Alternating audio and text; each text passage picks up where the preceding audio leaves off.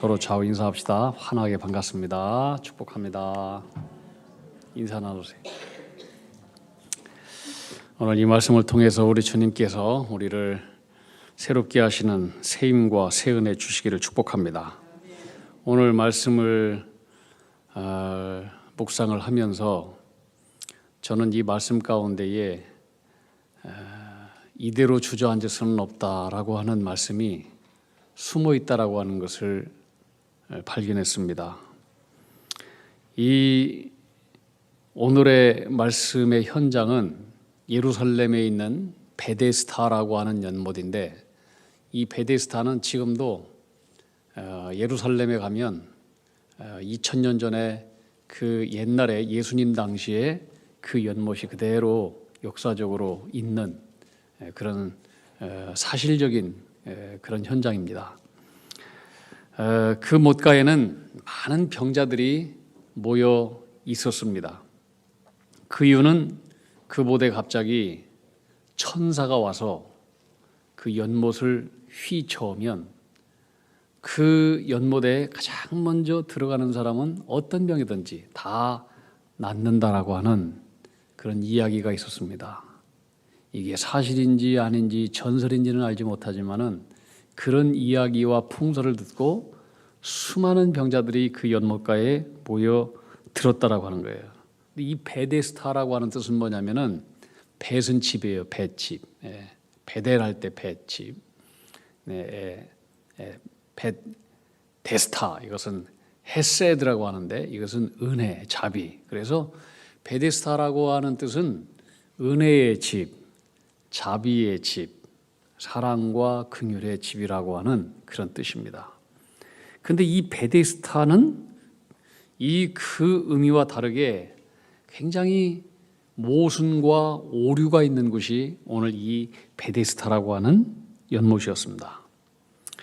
베데스다의 연못에는 오늘 3절에 보면은 많은 병자들이 있었다는 거예요. 많은 병자들, 그 중에서도 맹인, 앞을 보이지 않는 사람, 다리 저는 사람, 혈기가 마른 사람, 다시 말하면 사지를 움직일 수 없는 중풍병자들, 중환자들이 많이 모여 있는 곳이 이 베데스다였습니다. 그런데 이 베데스다의 법칙은 뭐냐면 천사가 물을 휘저을 때 가장 먼저 연못에 들어가는 1등만이 나음을, 고침을 받을 수 있었다라고 하는 거예요. 자, 그럼 한번 생각해 보세요. 자, 여기에 누가 있었어요? 맹인, 압을 못 부는 사람이에요. 천사가 물을 저으는 것을 볼 수 있을까요? 절대로 볼 수 없는 사람이에요.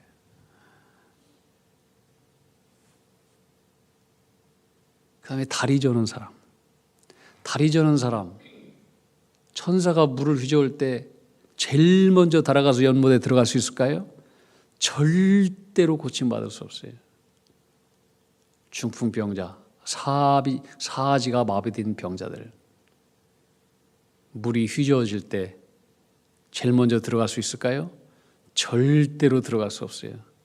그런데 이 베데스다 뜻이 뭐냐면 자비의 집, 은혜의 집이라고 하는 거예요.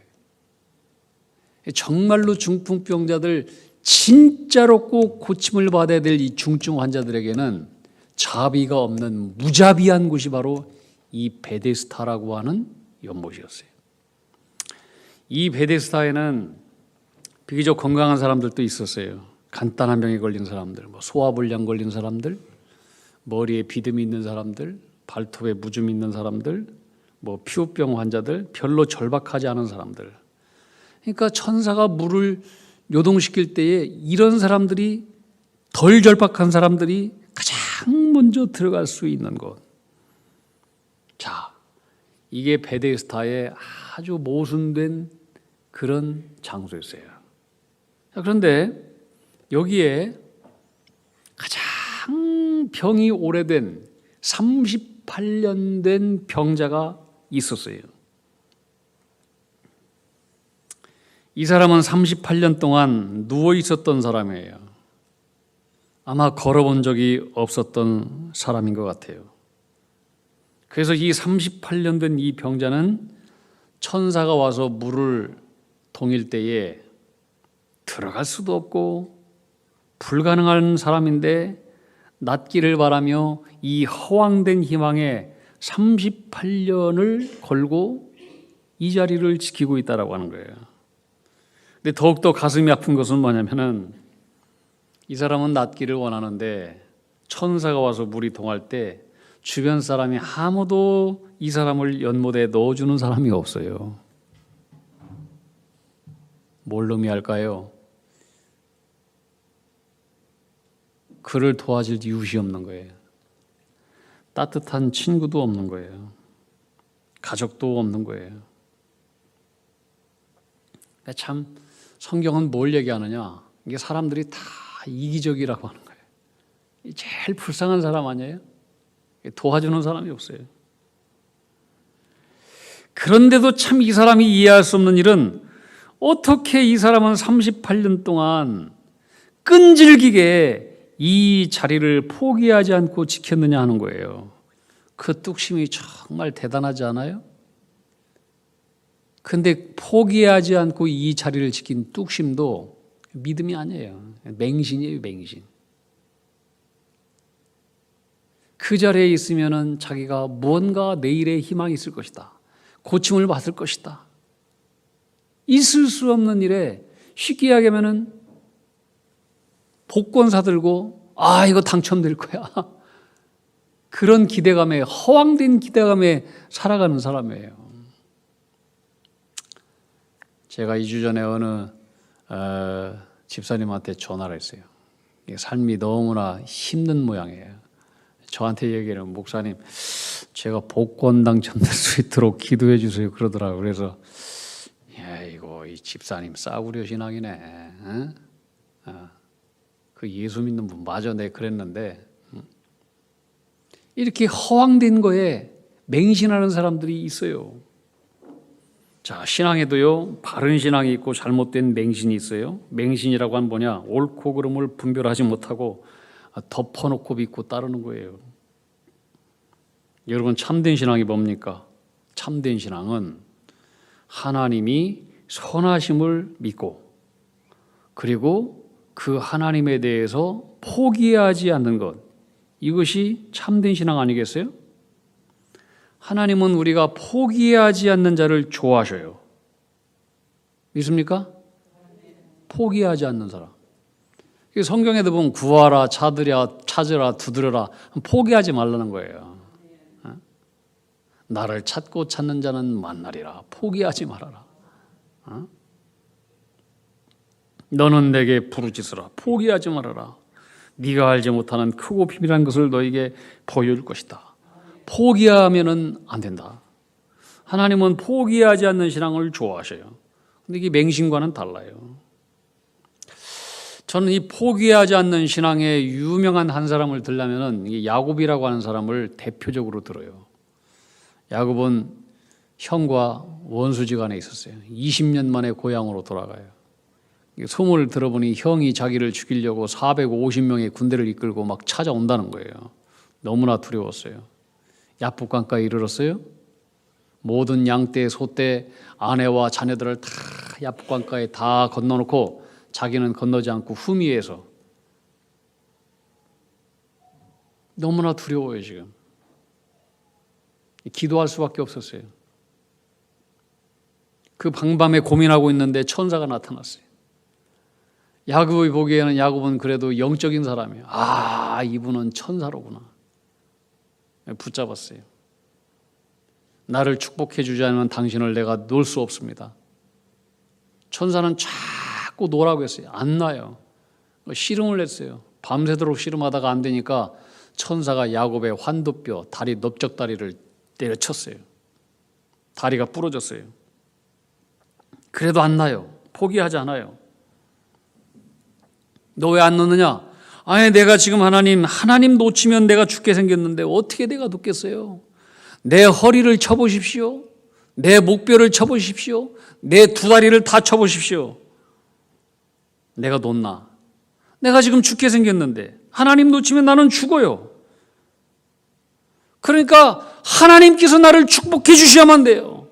끈질기게 붙드는 거예요. 이 포기하지 않는 야곱을 하나님은 축복을 해주시지 않습니까?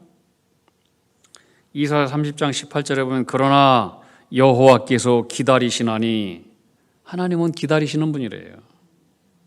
이는 너희에게 은혜를 베풀려 하심이요. 하나님은 은혜를 베푸시는 분이에요. 포기하면 그 은혜를 받을 수 없어요. 이는 너희를 긍휼히 여기려 하심이라. 대저 여호와는 정의의 하나님이시라. 그를 기다리는 자마다 복이 있도다. 포기하지 않고 그를 기다리고, 하나님은 은혜를 베푸시려고 기다리시는 분이에요. 포기하지 않고 그를 찾는 자는 반드시 은혜의 복을 주셔요. 어떤 믿음이 큰 믿음이냐? 포기하지 않는 믿음이 큰 믿음이에요. 자, 이 38년 된 병자, 모든 것이 형편없는 사람이에요. 근데 비록 이 사람이 맹신일만정 높이 살 그의 태도는 뭐냐면은 포기하지 않는 태도예요. 38년 동안 이 자리를 지켰다라고 하는 거예요. 이건 대단한 거예요. 이것은.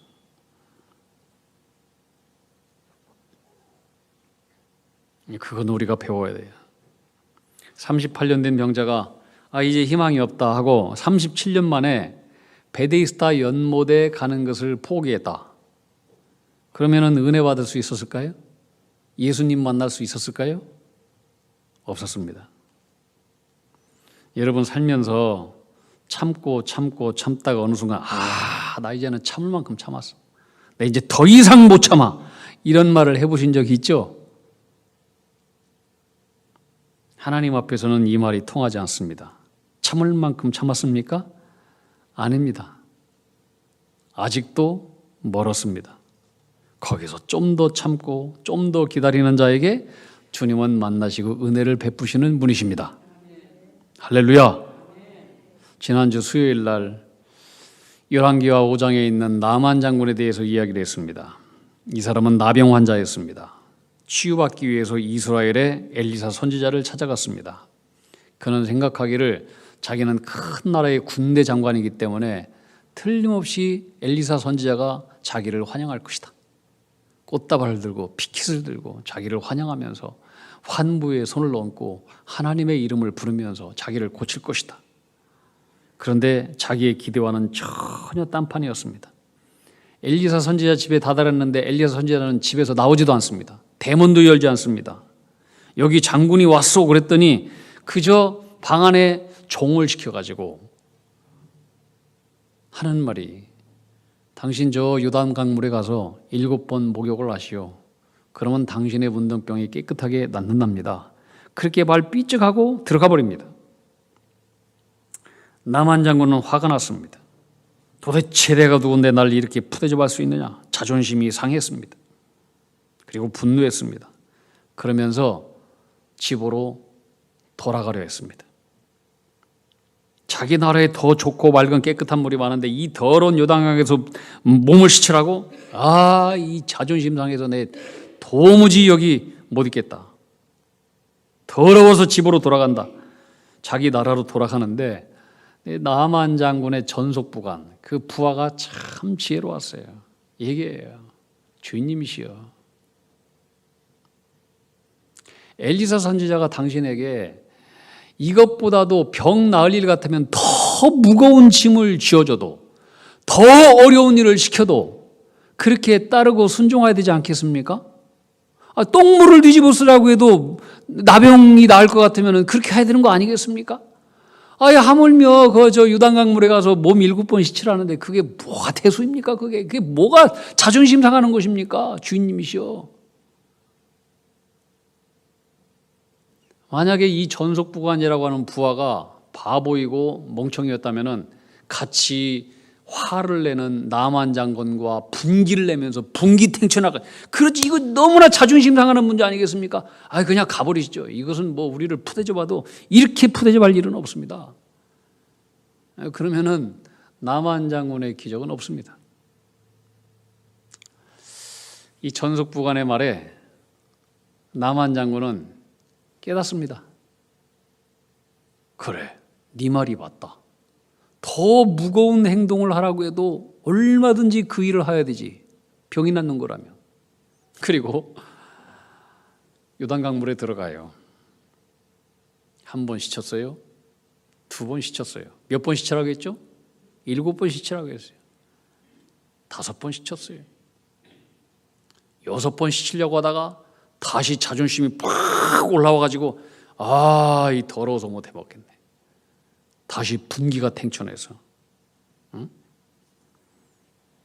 부하가 나서 더 이상 못하겠다 하고 더 이상 못 참겠다 하고 포기하고 돌아갔으면 그는 은혜와 축복의 대문 앞에서 아무 소득 없이 빈구물로 돌아갔을 것입니다. 그는 끝까지 인내하고 참고 7번 목욕을 했을 때에 온몸이 깨끗하게 나았던 것입니다. 여러분, 오늘 이 병자는 낫기 위해서 자그마치 38년 동안 참고 또 참고 인내했다. 우리는 이것만큼은 배워야 됩니다. 여러분, 얼마만큼 참고 인내하고 계십니까? 성경에 보면은 다 인내하고 참았던 사람이 복을 받습니다. 아브라함, 하나님의 약속 25년 동안 참고 기다렸습니다. 모세, 쓰임받기 위해서 80년 동안을 기다렸습니다. 요셉, 억울하게 감옥에 갇히고 13년 동안 인내했습니다.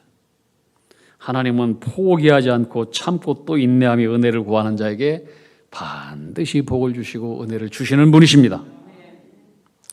주님이 이 베데스다에 38년 된 병자를 찾아오십니다. 주님은 우리 인간의 공경 저 건너편에서 강 건너 불구경하듯이 너 고생하냐 하고 그냥 지켜 바라보고 계시는 분만 아닙니다. 공경을 해결하기 위해서 반드시 찾아오시는 주님이십니다. 우리는 이 사실을 믿어야 돼요. 그리고 예수님은 38년 된 이 병자에게 다가가서 물으십니다. 뭐라고 묻느냐? 네가 낫고자 하느냐? 한번 따라해 봅시다. 너가 낫고자 하느냐? 다시 한번, 네가 낫고자 하느냐? 여러분, 왜 예수님은 이런 상식적인 질문을 던질까요?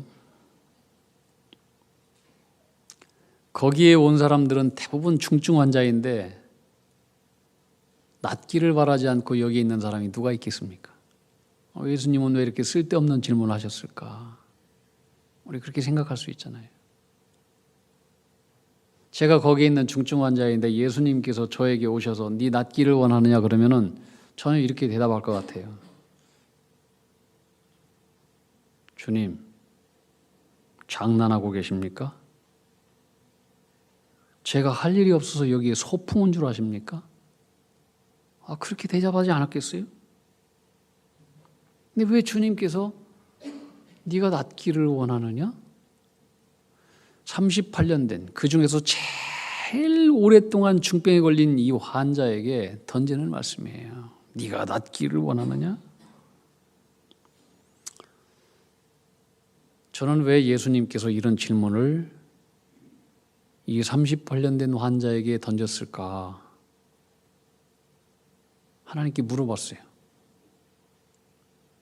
주님, 왜 그렇게 질문했습니까?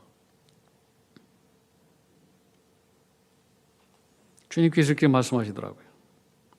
내가 그렇게 던지는 질문에는 너는 이런 식으로는 절대로 나을 수가 없어. 너는 이런 식으로는 절대로 나을 수가 없어. 너 정말 낫기를 원하느냐?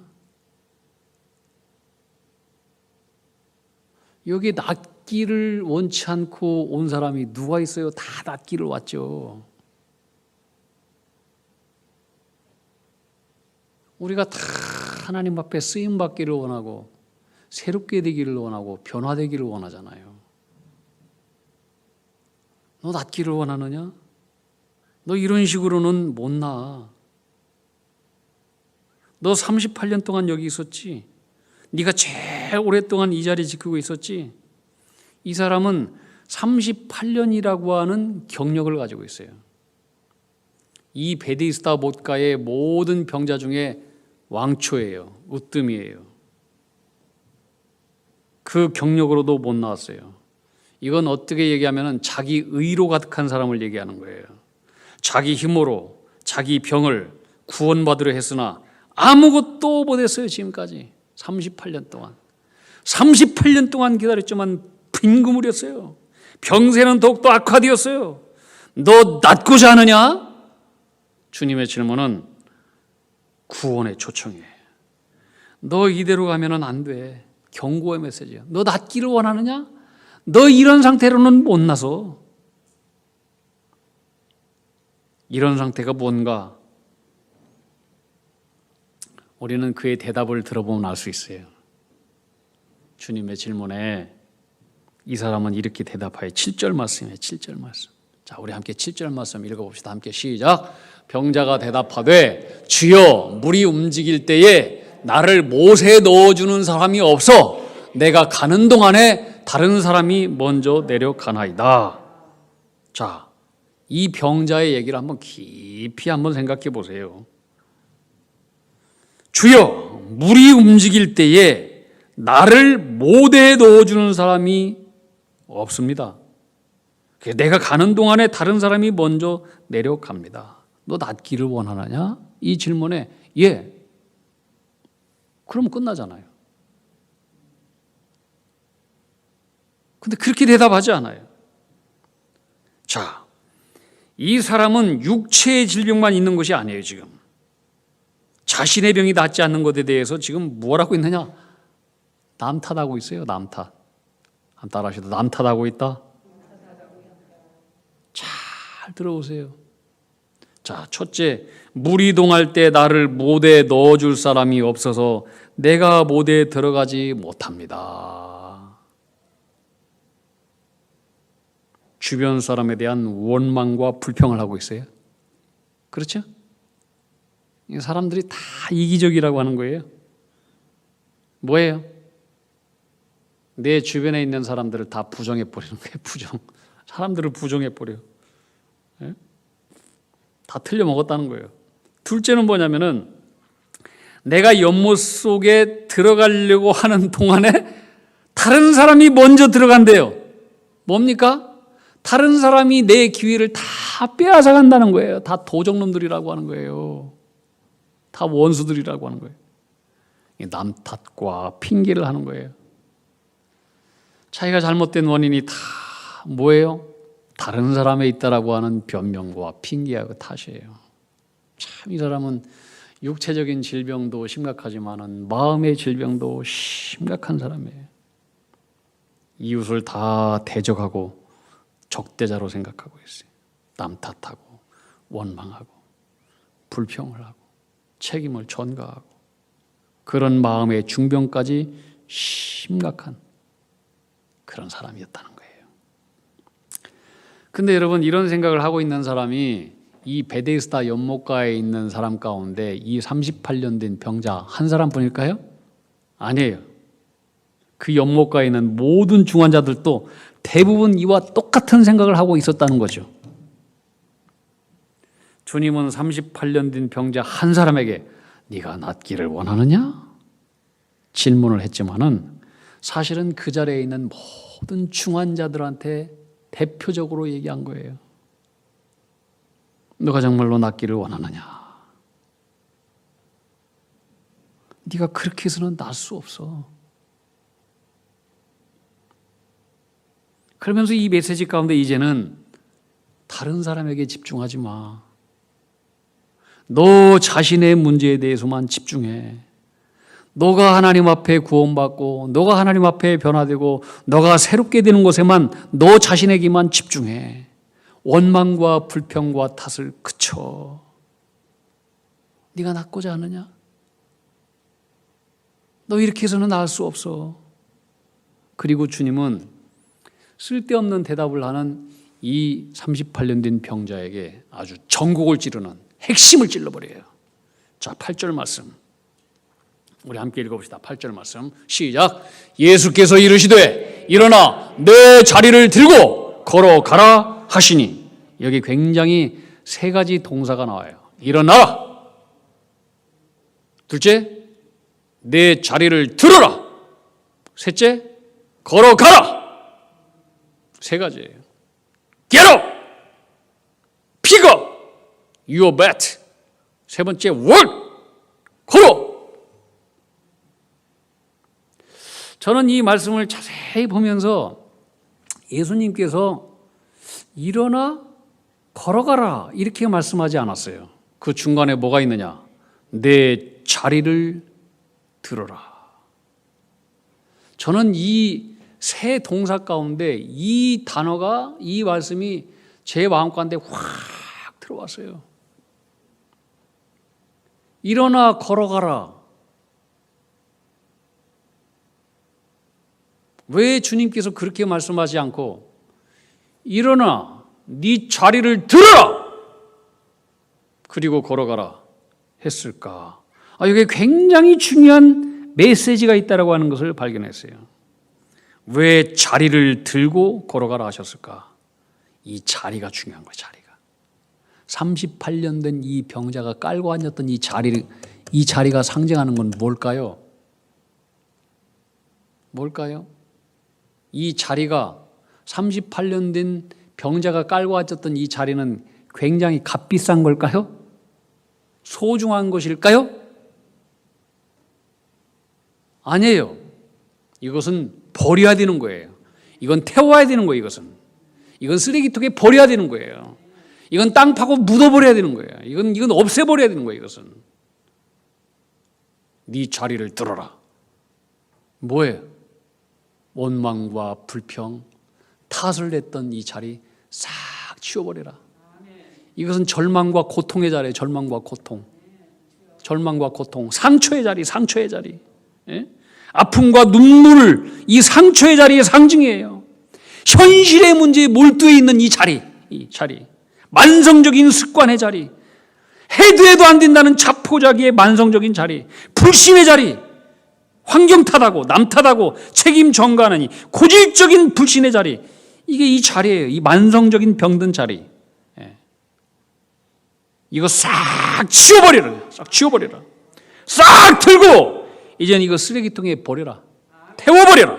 파묻어버려라. 떠나라. 이제는 주님이 허락하신 새 삶의 길로, 변화의 길, 새로운 길, 은혜의 길, 새로운 소명과 사명의 길로만 힘차게 가라. 이게 일어나 내 자리를 들어라. 그리고 가라는 말씀이에요.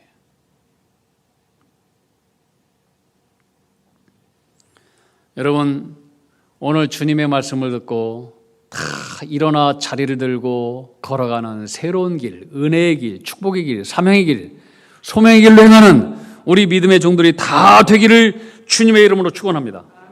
우리 함께 찬양합시다. 말씀 생각하면서 우리 일어나 걸어라 우리 찬양합시다. 나의 등 뒤에서 1절만 찬양합시다. 나의 등 뒤에서 나를 도우시는 주, 나의 인생길에서 지치고 권하여 매일처럼 주저앉고 싶을 때 나를 밀어주시네. 일어나 걸어라 내가 새 힘을 주리니. 일어나 내 자리를 들고 걸어가라. 내 너를 우리 다시 한번 나의 등 뒤에서, 나의 등 뒤에서 나를 도우시는 주, 나의 인생길에서 패배주의적인 자리, 타다는 자리, 원망과 불평하는 자리, 고통과 상처의 자리 싹 치워버려라. 나를 밀어주시네. 일어나 걸어라 내가 새 힘을 주리니. 일어나 너 걸어라 내 너를 도우리. 주님, 바로 내가 38년 된 소망이 없는 만성병 환자임을 깨닫게 해주니 감사합니다. 이대로 주저앉을 수는 없습니다. 주님, 이 병자를 살려주십시오. 고쳐주십시오. 만져주십시오. 새롭게 하여 주십시오. 변화시켜 주십시오. 네가 낫기를 원하느냐? 네, 주님 낫기를 원합니다. 그렇다면 네가 이대로는 나을 수 없다. 주님, 우리에게 낫겠다라고 하는, 변화하겠다라고 하는 의지를 우리에게 허락해 주십시오. 오늘 우리에게 오셔서 네가 낫고자 하느냐? 일어나 네 자리를 들어라. 다 치워버려라. 원망하고 탓하고 또 부정적인 마음들, 패배주의적인 자리 다 치워버려라. 내가 너에게 주는 새로운 소명과 사명의 길로 행하라. 하나님이 말씀에 순종하고 일어나 자리를 듣고 걸어가 주님께서 기뻐하시고 원하고 행복해 하시는 그 변화의 길, 행복의 길, 영광의 길 우리 다 걷게 하여 주시옵소서. 예수님 이름으로 기도하옵나이다. 아멘.